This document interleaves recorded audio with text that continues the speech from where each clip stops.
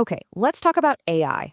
We are constantly hearing these incredible stories, right? That AI is just acing our toughest exams, outsmarting doctors, lawyers, even engineers. And it's exciting. It's also maybe a little scary. But what if there's a secret to its success? What if, when an AI takes a test, it's not the first time it's seen the questions? This is the huge question hanging over everything right now. You see the headlines, you see the leaderboards, all claiming that AI has blown past human experts. But when you look a little closer at how we're actually testing these things, some pretty serious questions pop up. So, are we really looking at genuine superhuman intelligence? Or is it just an unbelievably good magic trick of memorization? So how are we going to crack this case? Well, here's our game plan. First, we're going to survey the scene and understand how AI testing even works. Then, we'll introduce our prime suspect, something called benchmark contamination. After that, we'll follow a brilliant 3-part investigation to gather all the evidence, connect the clues, and finally deliver a verdict on what these AI test scores actually tell us. Right, so let's set the scene.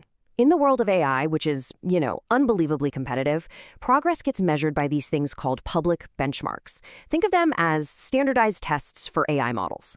And getting a high score, it's not just for bragging rights. We're talking billions of dollars in investment and major policy decisions. It is a very, very high-stakes game. And this leaderboard culture, it leads to those headlines that make you stop and go, whoa. But here's the catch, and it's a big one. The tests they use to get these scores, they're almost all public.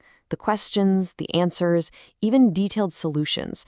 They've been sitting out on the internet for years, just waiting to be scraped up and fed right into the massive data sets these AIs train on. And that brings us to the central mystery here. What if these incredible scores aren't about intelligence, but about memory? What if the AI has, already seen the exam? This possibility actually has a name in the AI community, and it's the prime suspect in our investigation today. Benchmark contamination. To put it really simply, benchmark contamination is the risk that an AI was trained on the answers to its own final. It is exactly like giving a student the complete answer key to study from. If they get 100% on that test, it doesn't really mean what we think it means, does it? And this contamination can be sneaky. I mean, sure, sometimes the literal test files just get scooped up into the training data. That's the obvious way. But it can also be way more subtle. Like, an AI could learn from some blog post that just happens to explain a specific test question. Some developers even do this on purpose. They'll fine-tune their models on questions that are really similar to the test, just to climb those leaderboards. So, okay, how do you actually prove this is happening? Well, a recent study laid out this absolutely brilliant 3-part investigation to track down the evidence, and what's cool is they use methods that pretty much anyone can replicate. It really is like a digital detective story.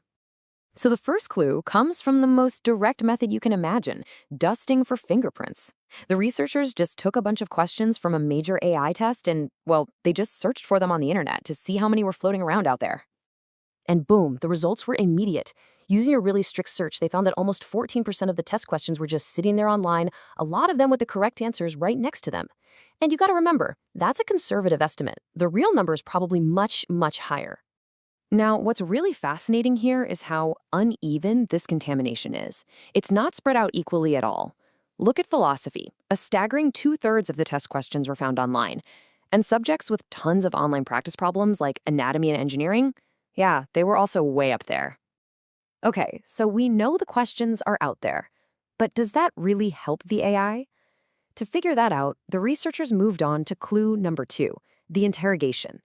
They did something really clever. They just rephrased the questions. They changed the wording, but kept the core meaning exactly the same. The logic is simple, right? If you truly understand a concept, a little change in wording shouldn't throw you off. And the results? Well, you can see for yourself. They are dramatic. As soon as the questions were reworded, the AI's accuracy just plummeted. Over on the right, you can see the performance drop by subject. Just look at the bars for subjects like law and ethics.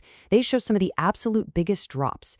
This strongly suggests the AI's success wasn't based on understanding the law, but on recognizing the exact sequence of words it had seen before. And here's the crucial point. For both law and ethics, accuracy dropped by nearly 20 percentage points. That is a massive hit to performance. It's pretty strong evidence that the AI's high score was really leaning on recognizing specific phrases it had memorized, not on some deep understanding of legal or ethical principles. Now for the final clue. The researchers developed this amazing technique to basically peek inside the AI's mind.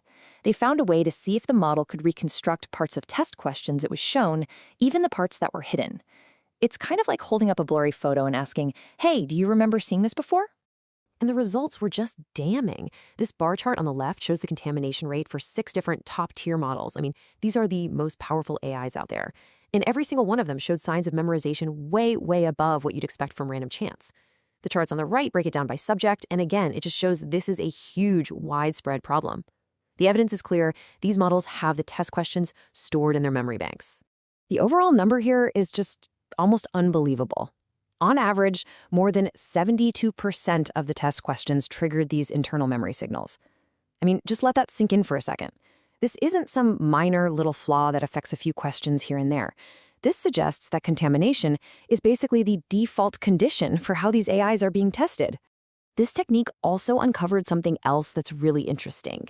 Not all models memorize the same way. Most of them showed signs of what you'd call verbatim memorization. They remember the exact words. But one model, this DeepSeek R1, showed a totally different pattern. It seemed to remember the concepts and the structure of the questions, but not the specific phrasing. It's a much more subtle form of memorization, but it's still memorization. All right, let's connect the clues. We've gathered 3 really key pieces of evidence. We have the fingerprints found all over the web, we have the confession we got under interrogation, and we have the contents of the AI's own memory. So what does it all add up to? What makes this whole investigation so convincing is that all the evidence points in the exact same direction. This chart here shows 2 completely different lines of evidence, the web search and that internal memory probe, and even though they are totally different methods, look at that. They both agree that STEM subjects are the most contaminated. In science, they call this convergent evidence. It's when different paths all lead to the same answer, and it basically makes the case airtight. So the verdict from this investigation is pretty clear. Number 1, contamination isn't some rare accident. It is widespread, and it is everywhere. Number 2, models have different memorization styles. Some are just more sneaky than others. And number 3, and this is the big one, our current standard tests simply cannot tell the difference between an AI that genuinely knows something and one that just recognizes a question it's seen before. So, okay, case closed on contamination, but this opens up a much, much bigger set of questions with enormous real-world consequences. Seriously, this isn't just some academic debate. This affects AI safety, it affects multi-trillion-dollar economic bets, and it affects the fundamental way we are building this technology. This quote just nails the problem perfectly. Think about it. If we can't trust these test scores, how can we possibly deploy AI safely in high-stakes fields like medicine or finance? It creates this huge blind spot in our safety testing. And from an economic perspective, if a company's billion-dollar valuation is based on a leaderboard score that's been inflated by contamination, well, the whole market could be a house of cards. This is forcing developers to get a lot more creative, to build new, private, and constantly changing tests that AIs haven't seen before. So all of this leaves us with one crucial question. The next time you see a headline about an AI achieving some superhuman score, I want you to remember this investigation and ask yourself, did it actually learn the subject, or did it just cram for the test with the answer key in hand? Because if it's the second one, then what we're measuring isn't intelligence at all. It's just a reflection of everything we've already put on the internet.